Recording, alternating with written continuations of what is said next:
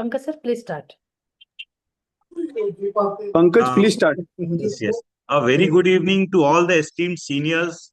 Dr. Neelam Mohan, Madam, President, Central IAP 2026, Dr. Atanu Badras, Sir, Treasurer, Central IAP, and all the colleagues of Maharashtra IAP for this 5th episode of Vaccine Samvad under the mentorship of past President, National President, CIAP, and vaccine expert, Dr. Nitin Shah, Sir. Today, we will be having a panel discussion on JE vaccine, and we are blessed with a galaxy of vaccine stalwarts who are teaching us the art and science of vaccinology for decades. I would first like to request Dr. Neelam Mohan, Madam, for her blessings and welcome address. Please, ma'am. Dr. Neelam Mohan, ma'am. I think she's probably... Okay. Go to the next Okay. person. So, Dr. Sanjay Pakmode, Sir, President, Maharashtra IAP. There she is. Neelam, unmute yourself. Neelam, madam. Say a few words. Neelam. Oh, thank you. I would sincerely like to congratulate Maharashtra IAP. I mean, phenomenal. The number of the topics that they come out with and the way they progress in their academics is truly applaudable. And I would really like to congratulate Pakmode, Amul, and the entire team. Nitinji is always there to keep supporting in all the endeavors with lovely, and wishing you so much of luck, happiness, success, and mentoring to everybody. I just feel you should continue to be like this eternally till you're 99, Nitin and Kasi sir. Thank you. The Thank you so much. last year is only to spend with me. Over to you. Yeah. Yes. Thank you. Thank you so much, ma'am. Now I would request Dr. Atanu Badras, sir, to say a few words. Treasurer, Central IAP. 1 minute. Atanu sir, please. Hello. Yeah, the best wishes to another interesting vaccine session. And I think I thank all of the faculties who are really consistently and persistently training us and making us aware, and the interest in vaccines are growing. So thank you, Maharashtra IAP, for consistently doing it. We are there with you. I think this should be spread across the country. Thank you, sir. Thank you. And nothing to say about Dr. Nitin Shah, sir. So I think his name is sufficient to attract all of us to this session, even when we are traveling. And we have also Dr. Bakul sir today there. It's really a galaxy of speakers and all sincerely contributing to academics with nothing to gain, because they have all reached the highest position. So thank you, sir. Thank you for cooperating with us. Thank you. Thank you. Thank you, sir. Now I would request Dr. Sanjay Pakmode, sir, President, Maharashtra IAP, to give his welcome address and blessings. Thank you, sir. Thank you, Pankaj. And good evening, all the stalwarts of CIAP. Madam Neelam Mohan, President-elect 2025 CIAP, and Dr. Atanu Badras, Treasurer 2025 CIAP. And all the stalwarts of the vaccines, Dr. Nitin Shah sir, Dr. Srinivas Kasi sir, Dr. Sanjay Lalwani sir, and our dynamic secretary, Dr. Dr. Amol, Dr. Abba, and all the members of MAHA-IAP. So this is our 5th program of the Vaccine Samvad, and all the 4 programs were really were the blockbuster programs, and so many MAHA-IAPians were benefited. But today's program is a little bit different, because in this we find the presence of so many stalwarts. At the same time, the presence of all the vaccinology Maharathis in this particular program. So I think today will be the different type of feast for all the MAHA-IAPians. So without wasting time, I'd like to say in शायरी, आप आए तो बाहर आई, सभी MAHA-IAPian के चेहरे पर खुमार आई. आज पहली बार किसी को समझाने में तकलीफ नहीं होगी, तभी शायद दिल की बात जुबान पे आए. लफ्जों की दुनिया में समझा हमें, बिना लफ्जों के तभी शायद आज ये दुआ आई. खुदा आप सबको खुश रखिए. ये हमारे सभी MAHA-IAPian से आवाज है. Thank you. With this, I hand over the mic to Pankaj. Now, I would thank you, sir. Thank you for your welcome address. Wonderful. Now I would request Dr. Amul Pawar, sir, Honorary Secretary, Maharashtra IAP, to give his blessings. Thank you, Pankaj. I will just take 1.5 minutes. Welcome the visionary president, Dr. Bakul Parekh, sir, past national president of IAP, then Dr. Nitin Shah, sir, the main brain behind this initiative of Vaccine Samvad. I welcome Dr. Sanjay Lalwani, sir, Dr. Srinivas Kasi, sir, then Samir Dalwai, sir, our past treasurer, national IAP, then all Dr. Meenash Sheikh, sir, Sanjay Pakmode, sir, Ravindra Sonawane, sir. There are n number of galaxies along with our president-elect, Madam Dr. Neelam Madam Atanu, sir, is with us today in Nasik, and all the attendees. I will not take much time, but I will wish all the delegates a happy learning with all the stalwarts of vaccinology. Thank you. Over to you, Pankaj. Thank you, sir. Thank you. Now I request Dr. Sanjay Deshmukh, sir, convener Maharashtra IAP, for his for few words. Dr. Sanjay Deshmukh, sir.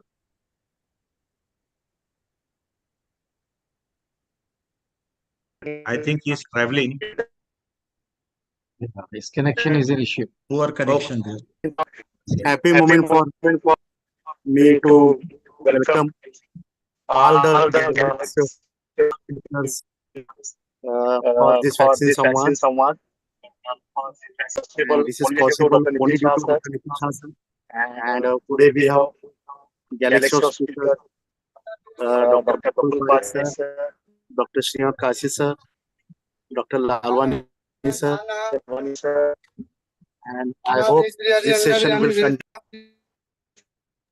make more updates on the JE vaccine. So welcome you all. Thank you. Thank you very much. Thank you, sir. 1 minute, Pankaj. Dr. Ravindra Sonawane, sir, is speaking for a minute. So actually, we are very lucky that all blockbuster, our heroes and vaccine heroes are here. Means the Nitin Shah sir is the director, moderator. Dr. Kasi sir is the almost the purple book. Dr. Sanjay Lalwani sir, Dr. Bakul Parekh sir, and also Samir Dalwai sir also has joined. And also our president, Dr. Sanjay, and Dr. Amul Pawar. I'm very grateful and thankful to moderator Nitin Shah sir for conducting so wonderful program. And it is a really super hit program, and it is a quite pouring the vast knowledge. Thank you. Thank you all. Thank you, sir. Thank you. Before we start the session, I would like to thank Dr. Suhas Patil, sir, who is an MMC observer for today's session, and he is Deputy Dean at MPGI MER Nasik. Now, I request all the delegates to please note that kindly mention your CIAP number, MMC number, name, city, mobile number in the chat box to get the credit points, MMC credit point. Now, I request the admin to please display the slides. I am honored to introduce Dr. Nitin Shah, sir. Ma'am. CV, yes. I am honored to introduce Dr. Nitin Shah, sir, who is HOD Pediatrics at Hinduja Hospital. He is a visiting pediatric hemato-oncologist at Apollo Hospital. He is a past president of Central IAP 2006. He has edited several textbooks on pediatric hemato-oncology, and he has delivered more than 2,000 guest lectures and orations. We welcome you, sir. Our next, the panelist for today's session, the first one is Dr. Srinivas Kasi, sir. He is a consultant pediatrician at Bangalore, and he is a past president of IIP Bangalore. He is a member of ACVIP 2011 to 2013, convener of ACVIP 2020 to 21, advisor of ACVIP from 2022 to 2023, and he is an editor of IIP Question and Answers in Vaccinology and IIP Purple Book. And we all have learned so much from Kasi, sir. We welcome you, sir. We are honored to have you on board today. Thank you, sir. Thank you. Our next panelist for today's session is Dr. Sanjay Lalwani, sir. He is a vice principal and medical director. Just a minute, so there is some issue, I guess. Vice Principal and Medical Director, Professor and Heads Pediatrics, Bharati Medical College Hospital, Pune. He is the head of the largest tertiary referral center of pediatrics in Maharashtra. He is a principal investigator of more than 50 clinical trials, and he is a West Zone member of ACVIP Committee 2023, and he has been awarded FIIP in 2019. We welcome you, sir. Dr. Sanjay Lalwani, sir. Thank you. Our next panelist for today's session is none other than Dr. Bakul Parikh, sir. He is a past president of Central IAP 2020. He is a president of Intensive Care Chapter 2019. He is an honorary Secretary General South Asian Pacific Association 2023 to 2026. He is President IPA Congress 2023. He is chairperson of IPA Infectious Disease Program. He is an advisor for IPA Bulletin, and global academic convener of GAPIO. He has a keen interest in infectious diseases, neonatology, intensive care. We welcome you, sir. Thank you. Over to Dr. Nitin Shah, sir, for the session. Thank you, sir. Thank you, Pankaj. Thank you, Dr. Pakmode, Amol, all the dignitaries from Central IAP, Maharashtra State, and all the delegates. Welcome to this fifth IAP's Maharashtra Vaccine Samvad. We started in February, and today is the fifth uninterrupted session. Today we will be discussing a very important vaccine, and that is Japanese encephalitis vaccine, because there's a lot of confusion as to when to use it, how many doses, to whom we should give, people with migrating from one place to other, maybe staying in an area where JE vaccine is not part of the local municipality or local health authority, but the next door city is actually already giving JE vaccine to every child. So these are the issues that we will discuss right from the beginning of how JE virus was actually spread in the world to the prevention aspects and to the vaccines. We will discuss everything threadbare in the next 1.5 hours, 1 hour and 15 minutes. I am really lucky that I have Dr. Kasi with me, who I'm taking as my guru in vaccine field. We have Bakul, who is my friend and philosopher and guide, and of course, not last but not the least is Sanjay, who has been phenomenal research in vaccine. I mean, name of vaccine which has come in India with an Indian trial, and his center will be one of the centers, if not the only center. So welcome all three of you. Let me start with Dr. Bakul. So Bakul bhai, what is this JE virus, and where did it begin from, and where did it spread? Like, we were students, JE was like not well known till 2006. In fact, when I became president, JE vaccine was just started in some 6 districts of country. Today you're talking about 27 states. So what is this whole issue about JE virus and spread? Yeah, thank you, Nitin, and thank you, Maharashtra IAP, for including me for this particular panel. Japanese encephalitis virus is a single-strand RNA virus, which is from Flaviviridae family and has genus of Flavivirus. It was first identified in Japan, and it has then spread from Japan to China, Russia border, then to the north to the northern Australia, and then Western Pacific Islands, and to the east to India, Pakistan, and around. Historically, the JE-like outbreaks were recorded in Japan in late 1980s, but 1800s. But the first confirmed JE case was identified in 1924, followed by Korea 1933, and then it spread to China, Philippines, and in India, the first case was seen in 1955. And a number of other Asian countries have been involved with this particular viral infection, which has a neurotropic affinity, and it definitely causes a severe mortality and morbidity. Correct. So that's very right. In 1940s, from the archipelago, which is between the Indian and the Pacific Ocean, 27,000 islands, mainly Malaysia, Singapore, Indonesia, Jakarta. It seems to have originated there and then spread all over. It's a flavivirus, very nearly associated with West Nile fever virus and the St. Louis encephalitis virus. So, Dr. Kasi, what is the burden of JE, and how many countries are affected or inflicted by JE world over? Thank you, Dr. Nitin, and thanks to MahaAP. If you look at the JE map of the world, all these JE countries lie in an arc: South Asia, Southeastern Asia, and the Western Pacific. 24 countries, almost 3 billion susceptible, potentially susceptible, a little less than half the world's population.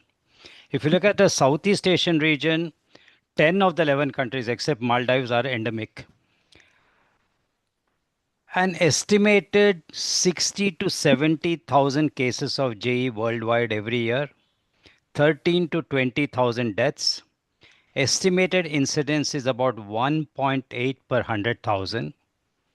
It's a dreaded disease, mortality 30%, permanent sequelae in 30 to 50%, affects the very young infants, 3 to 6 years. And now, of course, we are seeing a shift in the age where more and more adults are also getting involved in India also. So basically, it carries a very big burden in this part of the world.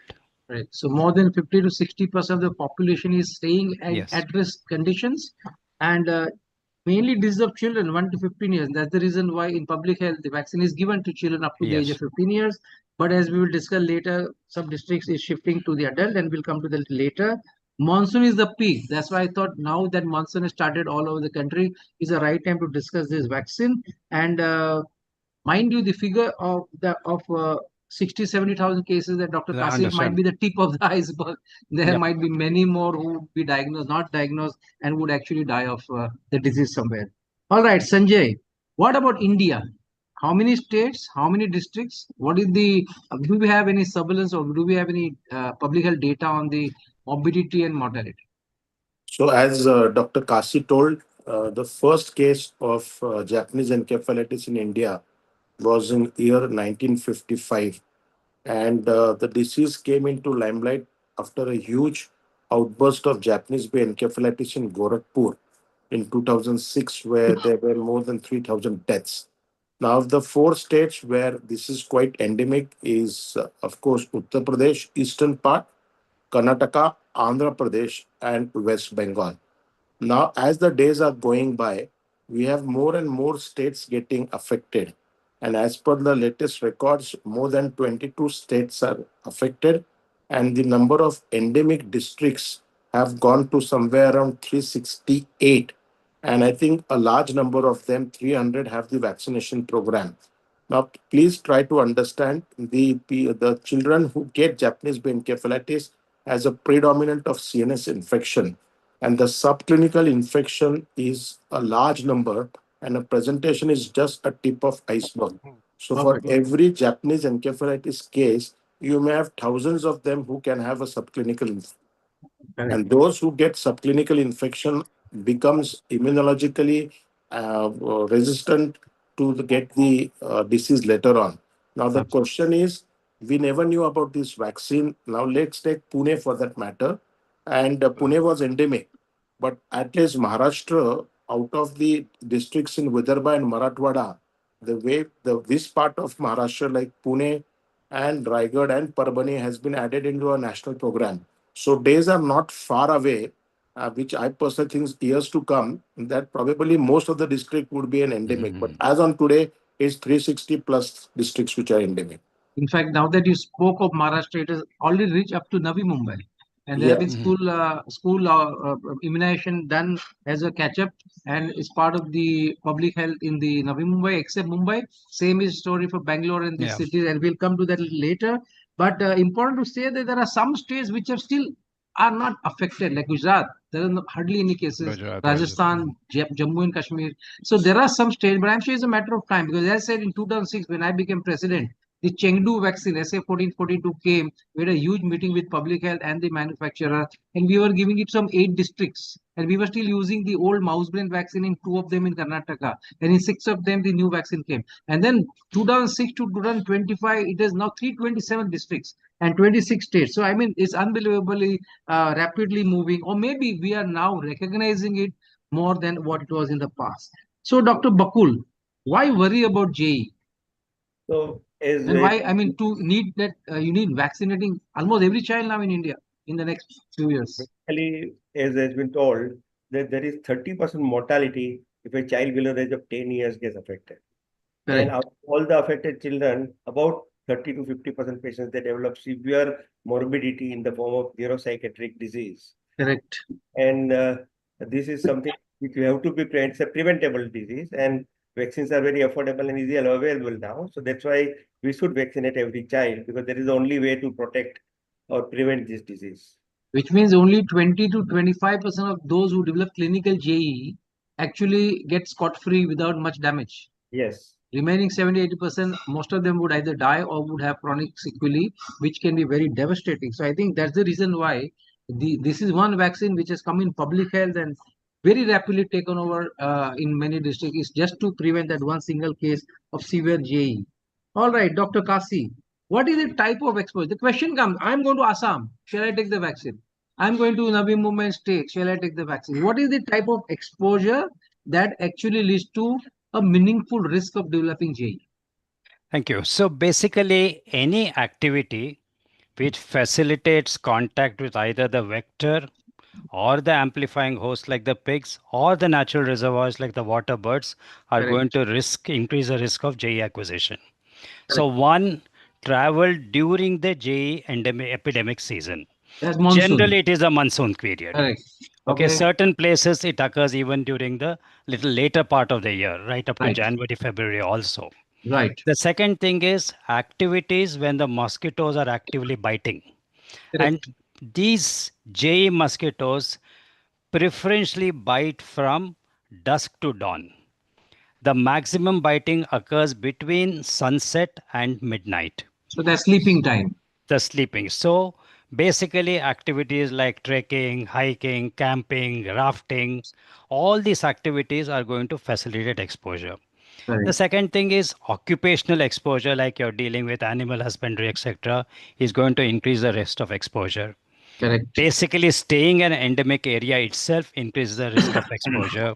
Going to such areas without proper Clothing. personal protective equipment or using mosquito repellents, etc., is also going to increase the risk of infection. And of course, the duration of exposure. Generally, there is that cutoff of 1 month. If you have exposure for longer than 1 month, the risk increases exponentially. If it is less than 1 month, the risk is less. Although they say that even repeated smaller exposures are also confer a significant risk for JE. So briefly, these are the activities which increase the risk of exposure to JE. Correct. So if you are in an area where, Before if you are in an area where animals are next to human beings in habitat, Yes. which happens in the interiors of any state, and there are open fields where wedding birds will come and the pigs Right. are moving around, and you are sleeping outside out of your nature love without proper clothing, is the right time you can get exposure to a JE virus bite. Yes, Bakul, you want to say something? Yeah, and we have to take the vaccine a week before we are going to travel. Okay, so we'll come to Yeah, that. Okay, fine. Now, so Dr. Sanjay, I remember JE was not diagnosed separately from the AES, the acute encephalitis syndrome. So what is the confusion between AES and JE, and how do you go about? So the acute encephalitic syndrome actually affects the younger population, specifically between the age group of 3 to 7 years. The child is usually from a rural population, and secondly, presents with fever and the CNS manifestation like excessive sleepiness, drowsiness, comatose, convulsing. You have to rule out that's not the febrile convulsion, but it presents with predominant the CNS manifestation. Correct. The exact way to, and I think if you look at all encephalitic syndromes, depending upon the endemicity, 1/3 of the acute encephalitic syndrome can be due to JE.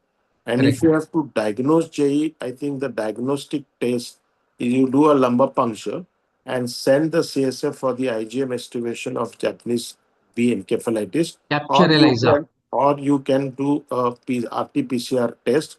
Neurologically, there are no subtle signs which can pick on radio imaging. But the sad part which is there, remember, as you also told and all of you have been telling, 1/3 of them die, and 1/3 who actually survive have severe morbidity and neuropsychiatric illness. So 2 out of the 3 has a fatal outcome. So the best way to prevent, and of course, if you look at the subclinical part, they outnumber the clinical by 1 to 300 or 1 to 1,000. So Perfect. subclinical part may be just fever and they may go unnoticed. That doesn't matter. We're not worried about that. Like polio, if someone gets naturally immunized, why not? But if someone who gets affected, then in polio you get paralysis. Here you get even worse, encephalitis and a sequelae.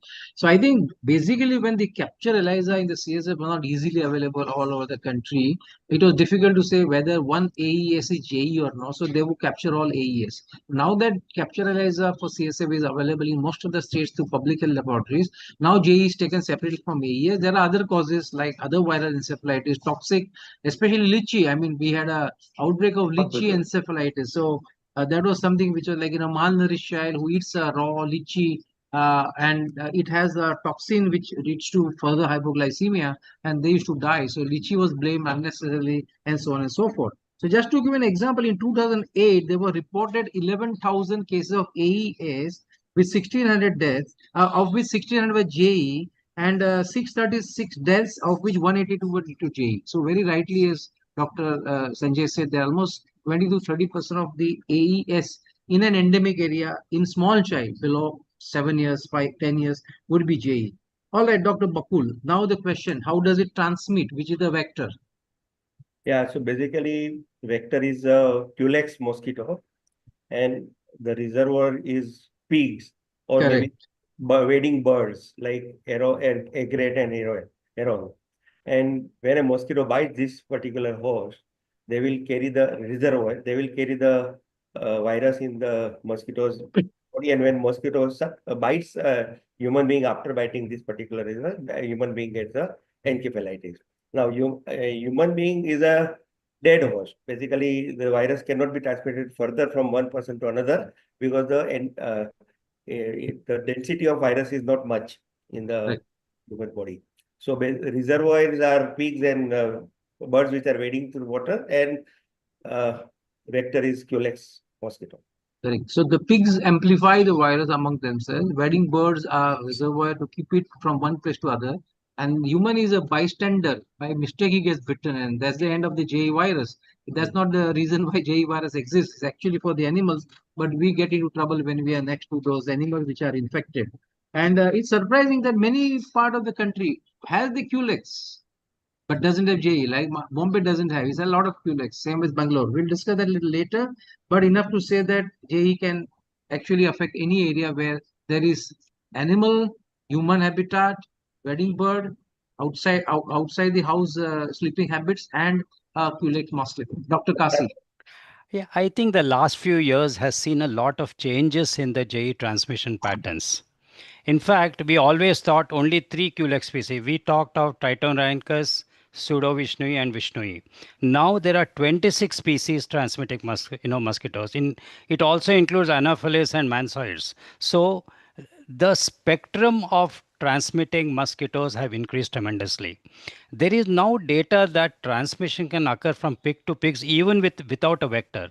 They said that they have done experiments where they kept a sick pig with a healthy pig and absolutely seen that there are no vectors. Still transmission has occurred. So some amount of airborne transmission occurring in pigs also in close contact. So a lot of new things are occurring, and that's probably the reason why JE is expanding so rapidly everywhere. Perfect. So, Dr. Kasi, what are the preventive strategies? Now that's a dreaded disease, expanding like wildfire all over the world and especially in India with 360 districts. It's a matter of time where it will become every district in the country. What are the preventive strategies that one should follow? First, there is no doubt that vaccination is the cornerstone for preventive measures. There's no doubt about it. Personal protection against mosquito bites is extremely important. What are those personal protection? Full length clothing. In fact, they say your cuffs also should have some elastic bands. Your shirt should be tucked in. Your pants should be tucked inside the socks. You should wear shoes without any openings. So minimize the chances with the second thing is using mosquito repellents. Now the commonest repellent we use is DEET, Odomos. Now, how long it acts on the skin depends upon the concentration. Most of our Odomos and are all about 12 to 15%. They will not work for more than 3 to 4 hours. Once you increase it to 30%, it acts for almost 6 hours. But if you increase it beyond that, skin irritation increases, obviously. So the ideal concentration is around 30% for longer action. And remember, 6 hours means if your exposure is going to be for a longer time, you have to apply it at least twice in a day. Just one application will not happen. The next thing is, That's not possible, right? Practically, yes, it's that's not, impossible. yes. Yes. The second thing is you have to avoid outdoor activities during Exactly. the time transmission occurs. You Correct. have to stay in places where mosquito control measures are there, especially air conditioned, or you have window nets, or you have plain mosquito nets or insecticide treated mosquito nets, etc., which is being used extensively in Africa and other countries. For Vector malaria control measure, prevention. yes, for malaria prevention, basically for mosquito bite prevention. Exactly. Maybe as a public health measure, vector control measures. Vaccination of the pigs has also been tried in some places, though not a very practical proposal. No, it's been tried. So basically, these are some of the things which Yeah. one has to consider. Again, I emphasize vaccination is the top priority. Exactly. So mosquito control has miserably failed in most Yes. of the countries unless they develop to such extent that mosquitoes anyway disappear. So you don't Right. really have to exert. So the cornerstone is going to be the vaccination, and that's why we'll now shift our gear to the vaccine for which we are gathered here today. So Dr. Sanjay, which JE vaccines are available world over and in India, and why is that the mouse brain vaccine is now withdrawn? So as the disease is more common in the Southeast Asia, most of the research came from this part of the world. And the first vaccine which actually got introduced was the mouse brain vaccine, which was used in India in initial stages. But the issue with the mouse brain vaccine was first and foremost, there were large number of doses, and the Three schedule doses to be 3 doses, precise. 0, Yes. 7, 28. The conversion was not up to the mark. And third, most important, there were neurovirulence issues associated with it. So it was withdrawn from the market. Then we had the other vaccine, which was Chinese made, which also came from the mouse brain for a short period of time. The breakthrough actually happened when we had the attenuated SA 14-14-12 vaccine, which came from Chengdu Institute from China. And this has been vaccine which has been widely used across the globe, more than 300 Even today. even today. And it is a WHO pre-qualified. And this was the vaccine which is only available in public use. And the government of India procured this. And this was given in a campaign mode and later on a part of the NIP in a lot of districts in Uttar Pradesh and West We Bengal. will discuss that later. Just name the vaccine so And that the we can. next vaccine, now we have two Indian manufacturers. One is the biological E, which they have got the same SA 14-14-2, which is the inactivated form of the attenuated grown on the Vero cell. And this is available in two strains for 3 microgram and 6 microgram for various age group. And the last to hit was from Bharat Biotech, which was again from a Konar strain, which was used, which is again a kill inactivated vaccine where thiomersal is used and it is given in. So in India today, for a pediatrician, for use in private practice, we have GIV and Genvac by two Indian manufacturers. And in the government schedule for public, we have from the Chengdu. But most of now are using the Indian two brand vaccines. Okay. We also have one chimeric vaccine, which is for Sanofi, IMOJ, which is yellow fever as a backbone. It's We'll not discuss yet that used. later, but it's not available in India, but it's available for international travelers who do not want to take the Indian vaccine. Okay, so now let's turn to each vaccine one by one. And what I would suggest is I would discuss one vaccine with one of the expert and the other expert at the end that can give their inputs if, as required. So let me start with the SA 14-14-2, the Chinese vaccine, which actually came by collaboration between the Chinese government and Indian government somewhere in 2006, and it was given as a gift by the Chinese government, and it was given at a very throwaway price. If I'm not mistaken, it was some 8 or 12 rupees or 15 rupees a dose or something like that in 2006. So, Dr. Bakul, what is the data with this vaccine world over? So basically, this is a live attenuated vaccine, as told, produced by Chengdu Institute of Biological Science. Correct. It was given license about 2006. 5 years ago to be used everywhere in China, and later it came all over the world. And then 400 million doses are being given annually. And most of the countries have used this where this disease is endemic. So India has also used this for many years till recent past, and now we have stopped using it because of various reasons, and we have shifted over to the killed vaccine. So what was the efficacy data before we started using it? Yeah, so efficacy data was after single dose, it was around 80 to 85%, and after second dose, it was nearly 97% all over. And especially the studies in China and Nepal have shown that it was very effective and very safe vaccine with good results. But the studies done in India, especially in UP Lucknow, has shown that it doesn't match with the data done in Nepal and China and other countries. And it is almost, the seroprotective and immunogenicity is almost to the level of 45 to 65%. So varying results and varying data from various studies has created doubt in our mind. And ultimately now we have shifted to the better vaccines that are available in the market now. So we'll discuss that why we shifted. But just to give an example, there was a very huge trial done in Nepal with more than 160,000 children in 3 districts who were in 1990 given 1 dose between 1 to 15 years of age. And they were followed up for 5 seasons of JE thereafter. The first season in 2000 and the last season 2004, and the controlled case control trial. Of course, that's not the best way. Ideal would be a double-blind randomized control trial, but this was a case control trial which actually showed that the efficacy was very high, 99%, and persisted at 96% till 5 years. Of course, there could have been some subclinical exposure too, but yet, and that is the reason why 1 dose was used world over, and we use 1 dose in our country. But then 1 dose in our country actually did not show, as Dr. Bakul very rightly said. In fact, there were trials done in Andhra Pradesh where it was used as a single dose, and it showed the efficacy was anywhere between 50 to 70% just with 1 dose. So that's the reason why JE was not very well controlled. In fact, even in UP when they did the trial, it was not that good vaccine with 1 dose.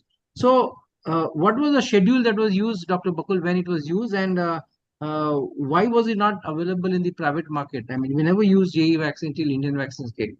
Yeah, so the schedule used in other countries, and though 1 dose was given in India, but other countries, the first dose was given at the age of 8 months, and the second dose was given at the age of 2 years, and sometimes in some places it was given as a booster at the age of 7 years.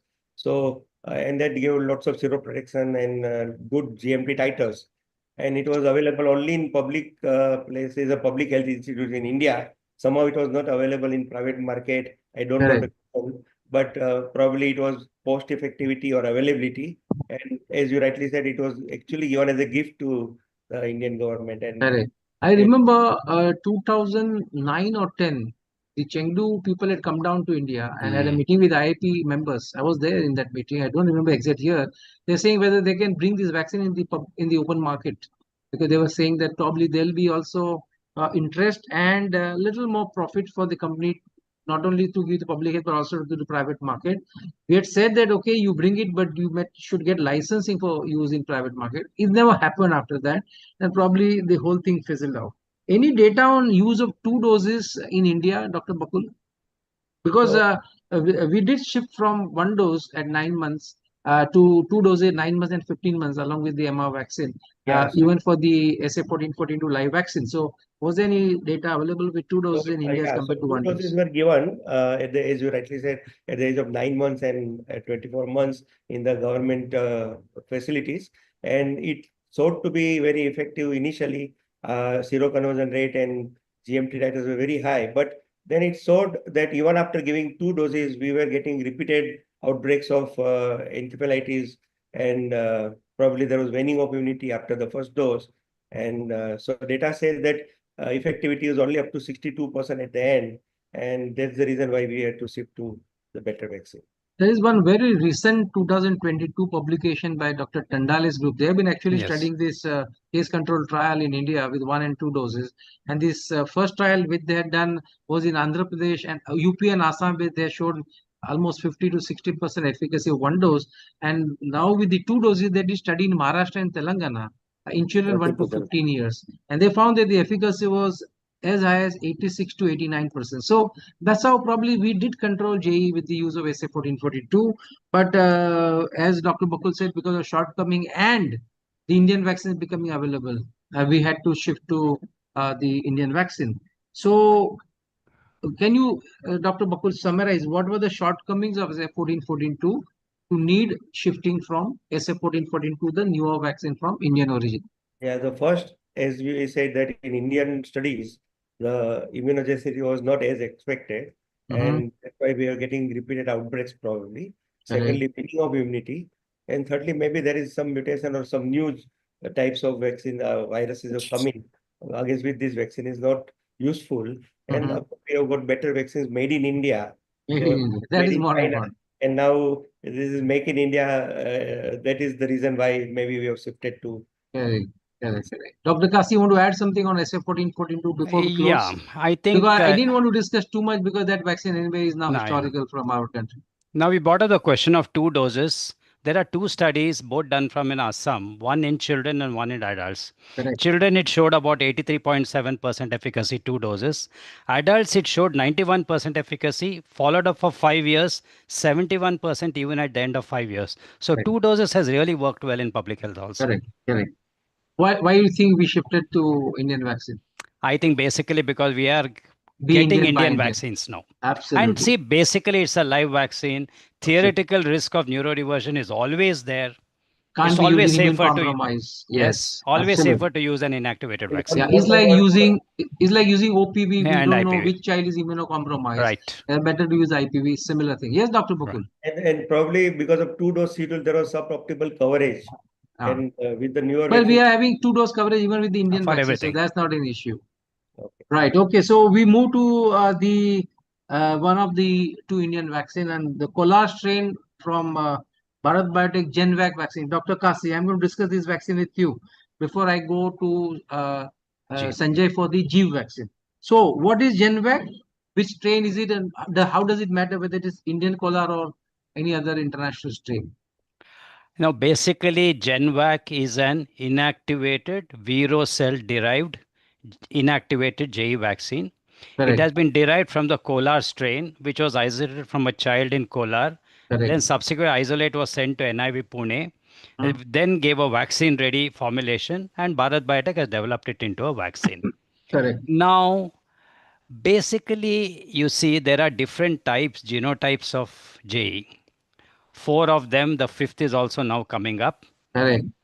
And every geographical area has predominance of one particular genotype.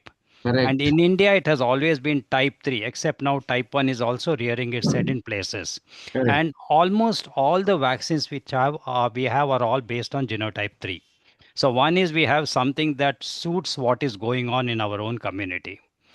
No, And so my question is, being a Kolar strain or Indian strain, does it actually give an edge over any other vaccine? No, or it's a theoretical? theoretically no, because Absolutely. all these inactivated vaccines have shown very good efficacy, cross-reactivity against the other genotypes as So well. as I always say that fortunately the immune system recognizes the antigen and not the manufacturer. Exactly.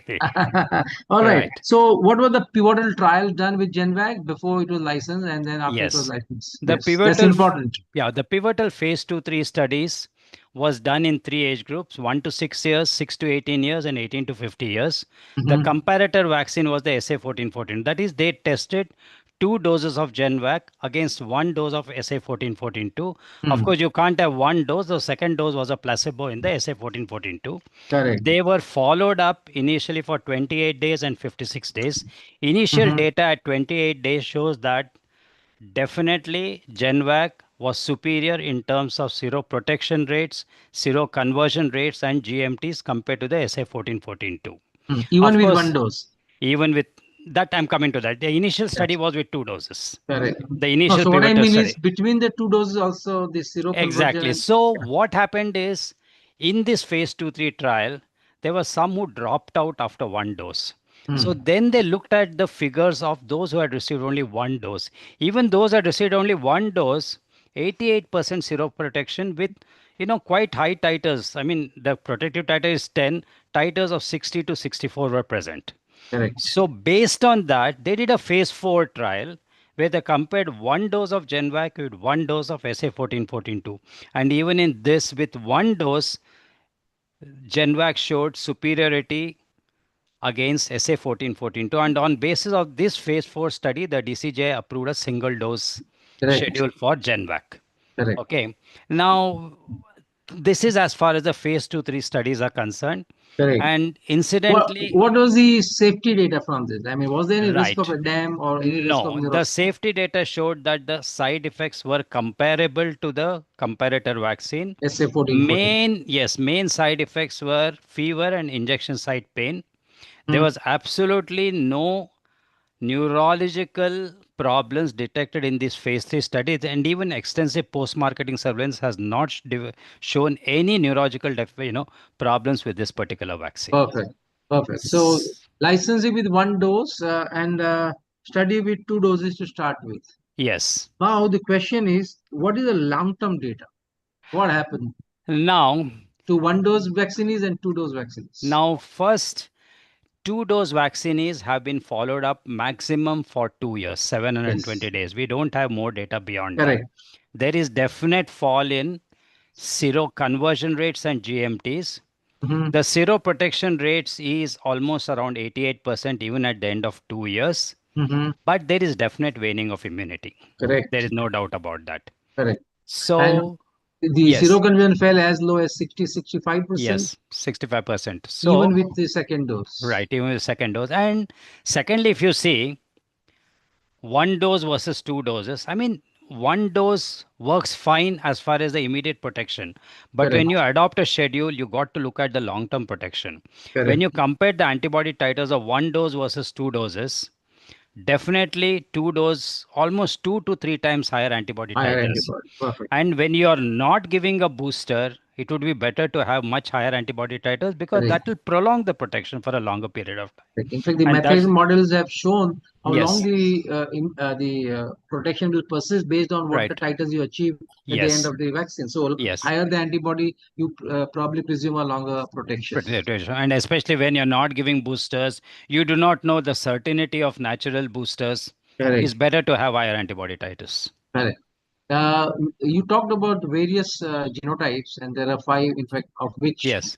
though type 3 is the Predominant common one. dominant, but there are others like type 1 somewhere Yes. in other parts which are emerging. So, has this vaccine shown cross protection against all the 5 genotypes, or Yes. only 4 out of 5, or what is it? No, in fact, this vaccine was studied in Mahidol University in Thailand. Mhm. Against different genotypes also, and it has shown good protection against all the genotypes, except that you require slightly higher antibody titers for the other genotypes compared to genotype 3. But it works against all the prevalent genotypes. But it has not been tested against type 5 yet. Type 5 is just arising now in Malaysia. Yes. They've just described it. Yeah, so that's the worry that suppose type 5 become predominant, they'll have to somewhere show a data that cross protection against type 5 too, so that we don't have to interrupt or change our policy of using which vaccine in the public health.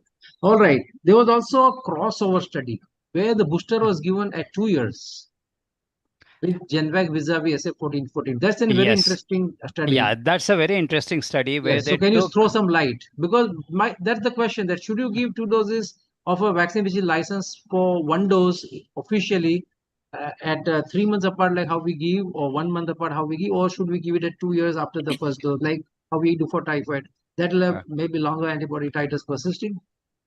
So there was another study where they looked at interchangeability also. Correct. Okay. So they took 4 groups: Genvac SA1414-2. Then they took SA1414-2, SA1414-2, and SA1442 and Genvac. So this combination. Primary doses were either Genvac or SA1414-2, and booster was of the same vaccine or all of the different vaccine. So you had 4 groups. Okay. When they looked at the seroconversion rates and the GMTs after 28 days and 56 days, what they found that when both the doses were Genvac, I mean, all the combinations gave rise to adequate seroprotection rates in the excess of 90%. So all the combinations protected. But when you had Genvac combination, the GMTs were the highest. It was the best. It was the best, and the least was when you had SA1414-2 as both the components. Correct. So indicating that interchangeability between Genvac and SA1414-2 is going to work, but it's best to have the same vaccine, Genvac, when you're giving the priming and the booster dose. And even if there was 1 dose of Genvac, it was gives still much better. than, Yes. So any schedule should have 1 Genvac at least. Correct. All right. Now the bottom line. License as 1 dose, public health uses 2 doses. What should a pediatrician do? Right. Now, public health, it is for logistic purposes that 1 dose has been given. Because GV is the other vaccine being used, and having one brand 1 dose, the other brand 2 dose will not work in the public health. So Correct. for logistic, they have said same. But Correct. as I said, in private practice, IAP has always held on to the stand that 2 doses because of Correct. what I just said. Higher antibody titers with 2 doses. Correct. We are not giving boosters. We do not know what is the effect of natural boosting. So Correct. 2 doses is definitely better than giving 1 dose. All right. So that's the bottom line, that even pediatrician in their private practice should use 2 2 doses doses. of Genvac, even if they're using Genvac.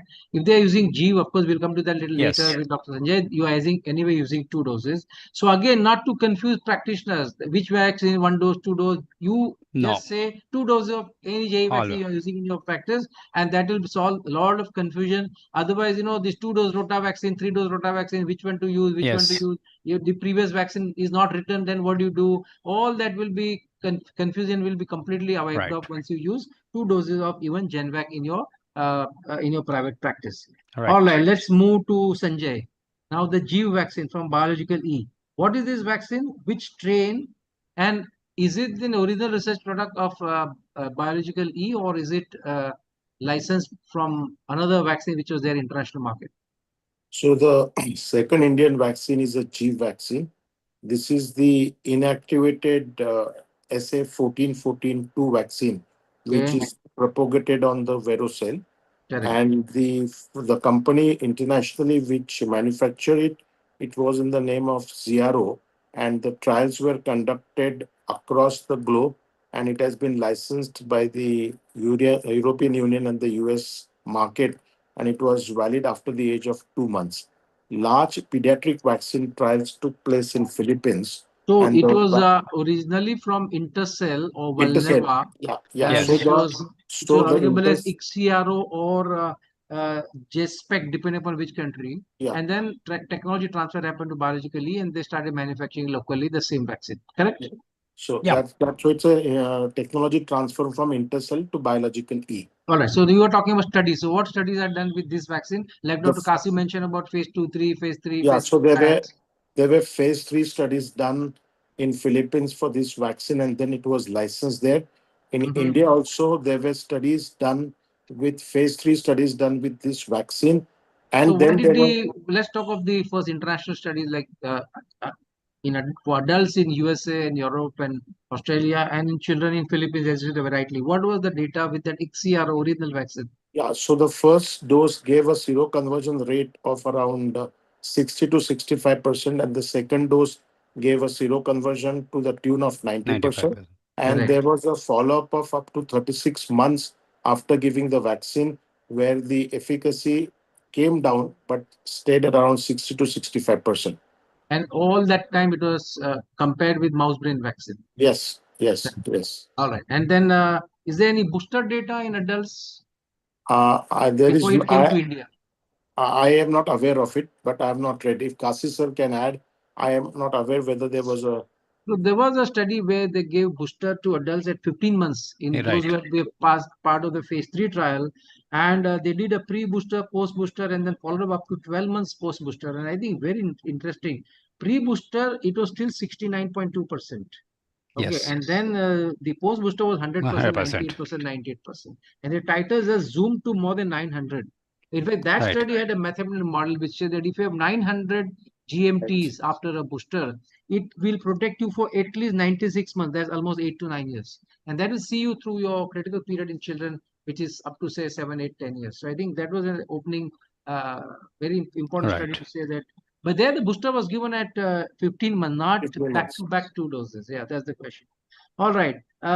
Any safety issue with this vaccine in international trials? No safety issues. No, again, no neurological issues. Nothing. Now coming to Philippine study in children as an IXIARO, not DG in India. Yeah. What were the data with the Philippine study? Yeah, so again, the first dose gave a seroconversion of 60%, and the second dose gave a conversion to more than 90%. Correct. And it was followed for 36 months. Correct. So follow up on 6 months up to, 36. it almost remained at 90% plus. And the titers were, of course, not as great as with Genvac. Yeah. But still much more than the 10 that cutoff you require for protection. All right. Now coming to Indian studies. So the Indian study was done for the G vaccine, and there were two doses, either the 3 microgram and the 6 microgram. And Correct. they were double So what is the blind. cutoff was 3 and 6? I 1 think to 3 years. so the study was done with the Korean mouse vaccine as the other arm, and it was a double-blind controlled trial where around 450 subjects were enrolled, and they got two doses at 28 weeks, 28 days apart, and the antibody titer were better than the Korean mouse vaccine for the G vaccine. Obviously, correct. And they persisted for 36 months. So most of these G vaccine trials, there's a data which is available up to 36 months. Correct. And any booster data in children? I'm not aware of. Dr. Kasi, are you aware of any booster data in There was one Philippines? study done in Thailand where they studied about 300 children, 2 doses between 1 and 17 years, 2 doses given at 1 month interval. To one cohort, they gave a booster 1 year after the first dose. Correct. And they followed up for another 2 years. So total 3 years data from the first dose. And what they found was that the Sero protection rates without a booster was around 90%. With a booster, it had gone up to 100%. Correct. Antibody titers were almost about 2.5 times with the booster versus no booster. But even without booster, it was almost 5 to 6 times higher than the seroprotection rates. Correct. And they did a mathematic modeling depending upon the antibody kinetics. And they found that with 2 doses, even without a booster, they expected at least about 9 years of protection. 8 to 9 years. 9 years of 90 protection. months is what they say. 90, All right. yes. So, elaborate study done with the GU vaccine when it is brought to India. They first did in 1 to 3-year-old children, phase 2 dose finding, as well as the study. Then they did 1 to 3 year phase 2-3 on a larger number. Then they did an 18 to 49 years adult, and now they also did for 3 to 18 years. So they completed from 1 year till 48. And in fact, there are studies which are ongoing for above 49 years, that is 50 years plus, and children younger than 1 month. So you can you give it at 9 months? Because public health gives at 9 months. Genvac also has no study at 9 months. Yes. GV started a trial. I'm not sure whether it's still over, but maybe in the next few months to a year, we will have data from those type of studies, which will, I'm sure it will work at 9 months because it has worked well in the public health, but it would be good to show it that it works at 9. In fact, the Philippine study done in children with GV, they are 2 months away. 2 months. 2 months. So, there is data to say it works below 1 year, definitely, from as low as 2 months. All right. And best part is they also did an bridging between Ixiaro and GV of India in adults, so that they know that the titers are the same. Otherwise, you may say, no, the different manufacturer, there may be some problem. And to our utter surprise, as expected, it was the same. So this vaccine is going to work as good as it worked anywhere in the world. So that's about the GU vaccine. Now, we have already spent 1 hour. I have another 20 minutes. So before we discuss IMOJ, just for the completion of the vaccine which is available internationally, some rapid fire, because these are practical issues. So we have discussed some of them. So Dr. Kasi, how many districts JE is part of public health, and what about adult vaccination is some of this, and why? Yeah, I think the numbers that I mentioned holds true as of midnight. It may change tomorrow. Okay. So as of now, about 368 districts. Yes. 355 immunization is on as Public part health. of the UIP, public health. 42 district adult vaccination in 3 states. Why adult in those 42? Because they have found that almost 40% of reported JE cases from Assam were those above 15 years of That age. means there's a shift to the right. There is a shift to the right. Because children are protected, adults are not, and they are all staying in the same area. And so there is waning of immunity with the vaccines. Correct. So for all these is reasons. Mainly Northeast and Assam? Exactly, because there the force of transmission is very high. So what are they giving to adults? Adults are using they're giving single dose only Genvac. Perfect. Maybe exactly. Assam, Uttar Pradesh and West Bengal, 3 states. Correct. Dr. Bakul, in practice, how many doses of JE vaccine and the schedule for different vaccines that are available? So I am giving Genvac vaccine in my practice. Was at the age of 1 year and after. So you give first dose at 9 months like public health, or at 1 year? I started 1 year, and after 20 days I give the second dose. I have not used any other vaccine but Genvac. Okay, Dr. Kasi, can you use Genvac or GVAT 9 months? Though it's licensed, both are licensed only from 1 year. We have to follow the product insert. Product insert says 1 year. The public health can do what they want. Public health can do what they want. I don't think we can do that in private practice. I think for Maharashtra, I think, Nitin, when the government utilized the vaccine in the NIP in the campaign mode, especially when they started in Pune, It was 1 the year. all children from the age of 1 year to 15 years got in campaign mode a single dose in month of March. But that is to do community immunity, and then it will become part of the public health. Then in April, they extended the campaign mode and they started a part of NIP in the month of May. And they are giving 2 doses with the MR. The first dose at 9 months and 15 months.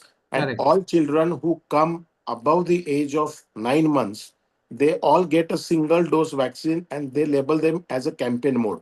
So only those who come before 9 months are getting 2 doses with MR1 and MR2. And any child coming above the age of 1 year, they are giving a single dose, and on records they are putting it as a campaign mode. That's what has been communicated to all of us. Correct. So that might be for the first year after the campaign mode, because they don't want to duplicate. But I believe the second year onward, probably it will become 2 doses, like in other parts of the country, at 9 months and 15 months, along with the first and the second MR. Am I right, Dr. Kasi? Yeah. Yes. Correct. All right. I mean, the same thing happened with MR vaccine also. Yeah, exactly. Correct. So, Dr. Sanjay, are these vaccines interchangeable? So, someone has given a Genvac, can you give G as the second dose and vice versa? Yeah, I think Dr. Kasi did tell about the study where there were. But that was with SF-14 too, not with G and Genvac. There's no direct. But they can be interchangeable. There is no data as such, but they can be interchangeable. Dr. Kasi, what is the IAP, SCBIP recommendation Interchangeable. when you were part of SCBIP? I know you don't like to. I cannot be a permanent member of SCBIP. Okay. So when you were in the purple group, what was the recommendation? Now, basically, there is no data about interchangeability of G and Genvac. Studies on, I do not know whether the results are out. Once we get the results of that study, then probably we can interchange or not interchange. But what's your practical tip? I don't think there should be any reason why we should not interchange. The antigen is the same. Same. So why should we? It should So not you matter. don't do it by choice, but by default. Right. Like someone has not written the first dose, which brand. You could use any brand which is available, like how we do for Rota. But you give 2 doses. All right. Now the important question, Dr. Kasi. Why would you not give in Bangalore, or why would I not give in Mumbai, or why are you started giving in Bangalore and why have I started giving it in Mumbai? I think give me 2 or 3 minutes for this. I think it's okay. Thank you. Now, basically, when there are JE cases in a particular district, it takes time for public health to move and make a recommendation. Okay? Correct. Our children should not suffer because of a slow moving government machinery. Perfect. Right? Now, one can consider immunization with JE in districts which are adjacent to declared endemic district. Correct. If there are environments suitable for JE transmission.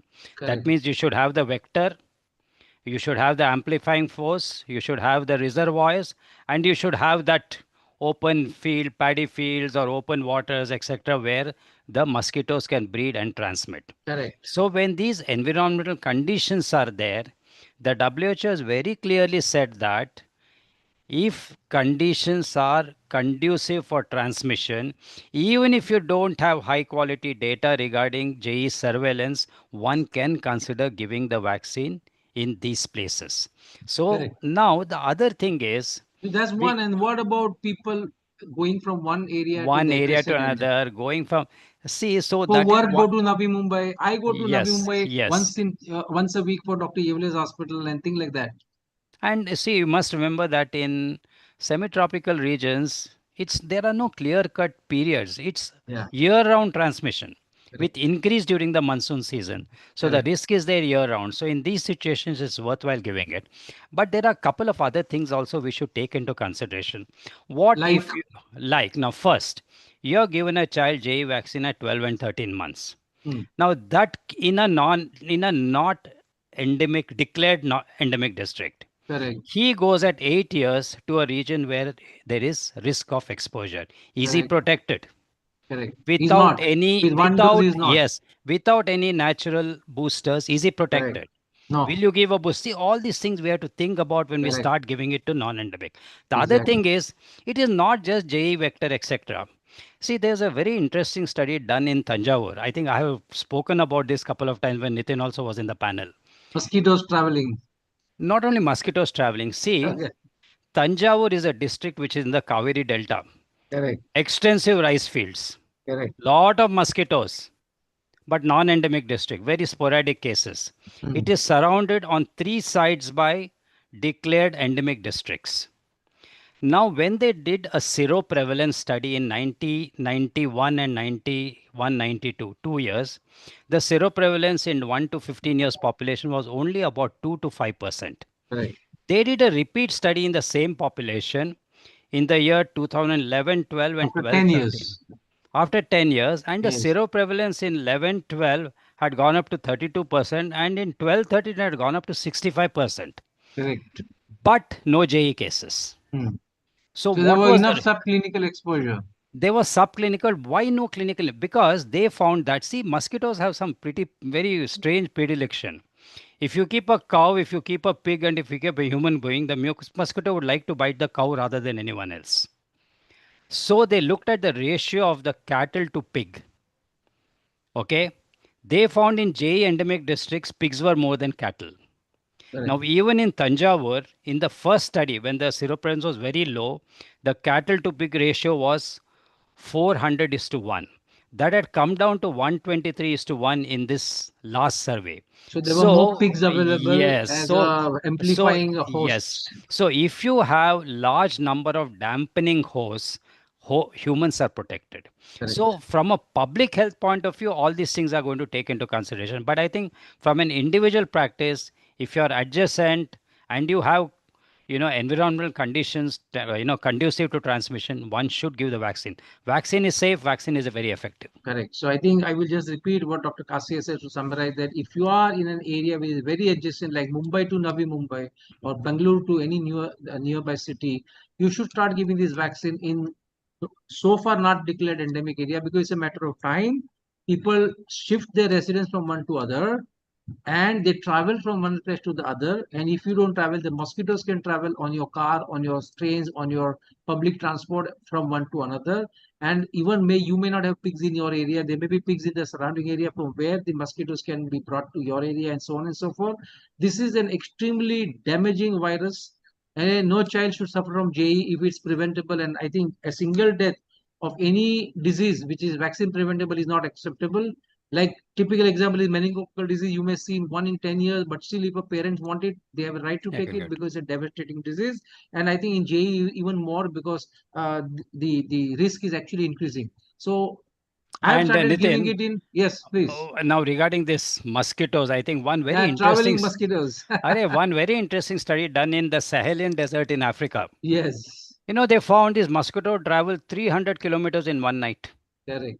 Because of the wind, they carried by the breeze. Yes, exactly. So I think distance is not a consideration at all for mosquitoes to go from one place to another. Another true, but looking very like a joke, that I always ask, how much a mosquito can fly? It can fly up to 20 feet from bottom.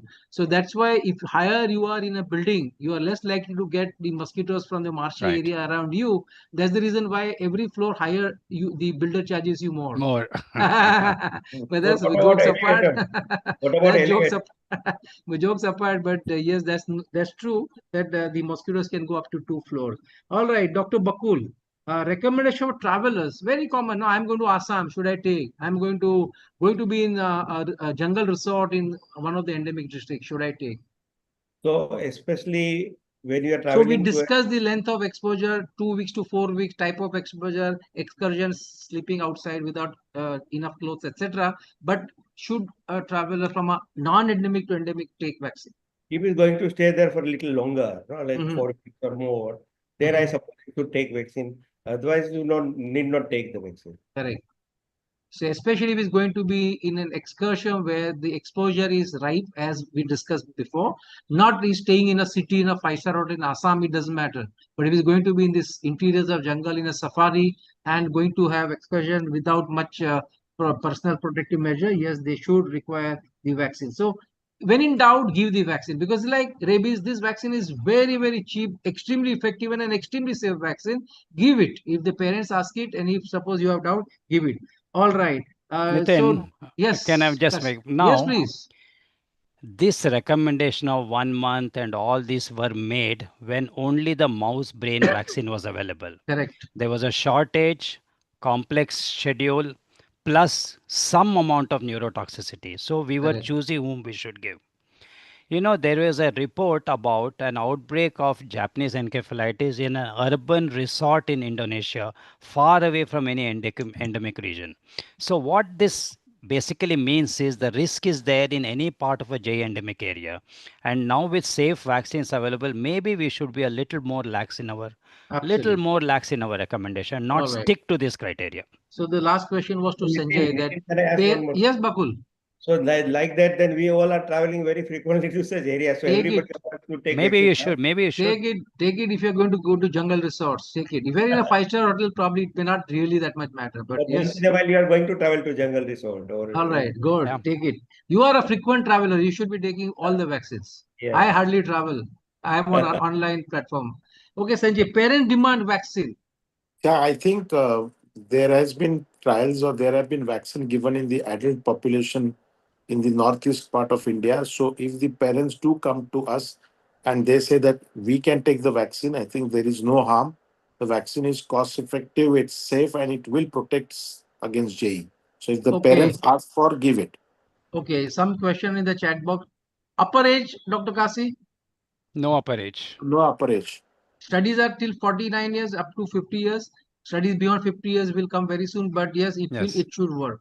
Okay, if a child has received first dose of Genvac at 4 years, but missed the second dose, how can we give it later, and is there any need to restart or gap between the two doses? No, there are no studies regarding this, but I think general principles of vaccinology states that there's no need to restart. No need to restart. Okay.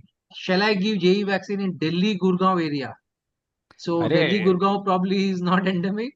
No, Delhi, the first report of endemic city in a urban area was from Delhi. Delhi, so they should give. Yes. All right, those are the questions in the chat box. Okay, now let's move to the last part of the today's webinar, and that is the IMOJ vaccine. So, Dr. Bakul, what is this chimeric vaccine? What do you mean by chimeric vaccine? The chimeric vaccine is basically created by replacing the pre-membrane and envelope genes of yellow fever 17D virus. And so you take the backbone of a virus, remove the lethal genes. And thereby you can get more immunogenicity. And you insert the genes of the antigen which are immunogenic of the JE in that backbone of yellow fever virus. Correct? Is that the chimera? Correct. And that's by leveraging the yellow fever's immunogenicity and safety to Japanese encephalitis. Okay, Dr. Kasi, studies with this IMOJ as good as Indian vaccines or better? Or? This vaccine has been studied either with the mouse brain type vaccine or just based on the seroprotection rates. Without a comparator. So there has been no comparator with the existing vaccines which we are using. So we really can't say. Initial studies were done in adults with the mouse brain vaccine, and this showed superior, GMTs, seroprotection rates, and seroconversion rates, not only against this chimeric virus, but even against the Nakayama strain, which is considered, in the mouse brain vaccine. So basically, far superior to that vaccine. Childhood studies have been done again in Thailand. The first study was done between 12 to 24 months, 97% seroprotection rates. Many studies from other endemic countries, all of them have shown greater than 95% sero. So it's an excellent vaccine. And it's a single dose only. It's actually a traveler's vaccine for the international traveler from the developed part of the world where our vaccine may not be available or were not available at that time. So they were not worried about long-term efficacy or long-term data. They were that you go to a country which is endemic, you take the vaccine before you go, and you are protected and you come back safely. That was the whole idea of this type of vaccine. Dr. Sanjay, the last question: the schedule of that IMOJ and safety. same as others? It's not licensed in India. It's a Correct. single dose vaccine. As Correct. Dr. Kasi told, efficacy is more than 95% and the vaccine is safe. Correct. All right. Is there one last question in the chat box? Okay, let me ask. Is anyone among Jeev and Genvac clearly better than the other? Dr. Kasi. Genvac is better. Genvac is better? Jeev is better? Both are same? First, there is no head-to-head study between Genvac and Correct. Jeev. Correct. Now, maybe 1 dose of Genvac is better than 1 dose of Jeev, but Correct. 2 doses of Genvac and 2 doses of Jeev, which is better, you cannot say. I think they are both the same. They are similar. I mean, let's not be partisan. They are both Yes. equal. Yes. Adult single dose or 2 doses, Dr. Bakul? For adults, single dose or 2 doses? It is single dose. Single dose. Okay. Would you recommend a booster? Now that you said there is waning of immunity in children, should they be given a booster at say 15, 16, 17 years so that they don't have a shift to the right epidemiology? Dr. Kasi? Now, booster is usually recommended when there is a risk of continuing exposure. Otherwise, for one-time traveler, not in one-time travelers. No, not travelers. Like in endemic areas where you're giving childhood vaccination and you're seeing shift to the right in 20 districts, needing adult vaccination, is a good idea to give a booster to a child? Maybe it's a good idea, but there is no endemic country where boosters are being given as of now. And no studies are done. What no happens studies. when you give a booster? Only booster is for travelers, not for in endemic areas. So I think it's a good time for the vaccine manufacturer, both Jeev and Genvac, to do a trial of what happens when you give the children who are vaccinated with 2 doses of either of the vaccine in the public health and catch them at 15 years, maybe 30, 40, 50 subjects, do the pre-booster and post-booster 28 days Sero protection GMT. And that will be good for one, how long the anamnestic response remains. Number 2, how fast the antibodies go. So maybe they can do at 7 days and 20 days after the booster and see how much is the height of antibodies, which will then tell you that probably they won't need as an adult a dose, and maybe it'll curtail the cases in adult. I mean, that's a theoretical discussion. Practically, it has to be proven by one or both the manufacturer of JE vaccine. Actually, well, yes. Dr. Nitin, see, unlike say measles, rubella and all that, where you can get a lack of natural boosting once the disease comes under control, JE is not like that. It's going to be circulating. So natural boostings are going to occur. So I have a feeling. So you are trying to say that children who are in endemic area with 2 doses will keep on getting natural boosting without needing an actual booster. Exactly. That's what I feel. The shift to the right is because the children are not being bitten now. Adults are bitten who are not given the vaccine. It's a good idea to give adults a vaccine rather than giving the booster giving to the children additional doses. I think it makes complete sense. All right. With that, we come to the end to today's discussion, where we had a very, very meaningful discussion on JE vaccine. I hope we have solved a lot of doubts about the use of JE vaccine in private market, and with a very clear message both from me and Dr. Kasi, who actually live and practice in a so far non-endemic area, that we have started offering this vaccine to our patients in our day-to-day practice. And not only when the parents ask, but we upfront tell them to take this vaccine. So I think with that note, I will hand over I will first thank Dr. Lalwani, Dr. Bakul Parekh, and my guru, Dr. Kasi, for enlightening us and being with us at that late hours on our working day. Next session will be the 6th session, will be on 4th of July. That is the first Friday of July. It will be on influenza vaccine, because monsoon is the time when influenza vaccine comes into picture. So we will discuss that with another set of extremely renowned and knowledgeable experts, and we'll come back with the flyer in due course of time. Back to the organizers for ending this session. Hello. Yeah, Pankaj. Yes, thank you, sir. Thank you to all the experts for the wonderful enlightenment on the JE vaccine. And I hope that there are no doubts in anybody's mind regarding the usage of this vaccine for the betterment of the community. Now, I would request Dr. Minash Sheikh, sir, to please take over the sessions. Minash Sheikh, sir, for the vote of thanks. Good evening, sir. Yeah. Thank you, Pankaj. Good evening, respected seniors and teachers. I'll be brief. It's been the dream panel today. Having had Nitin sir, Kasi sir, Bakul sir, and Sanjay Lalwani sir. And particularly for the people who are are not the hardcore immunologists and the vaccinologists. For people like us, it's been absolute delight and pleasure to be with you all. particularly talking about starting from epidemiology, clinical feature, the need of vaccine. It's interesting to know that 355 districts are now under UIP being vaccinated. That's very interesting data. And the preventive strategy, including exposure prevention, types of vaccines. So all have been explained as expected. And the last word is a tagline of the day, which is from the word of from Kasithers, is vaccine is safe, vaccine is effective. So please vaccinate.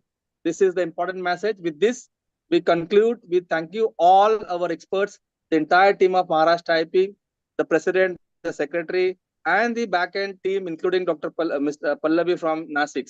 So thank you all. We'll meet again on 4th of July, that is Independence Day of USA. And our first week, yes, a lot of things are happening in USA. So we'll meet again with the influenza vaccine, as Saran said. Thank you all. Good night. Thank you. Thank you, sir. Thank Thank you, you, sir. Kassi. Thank you. Thank you.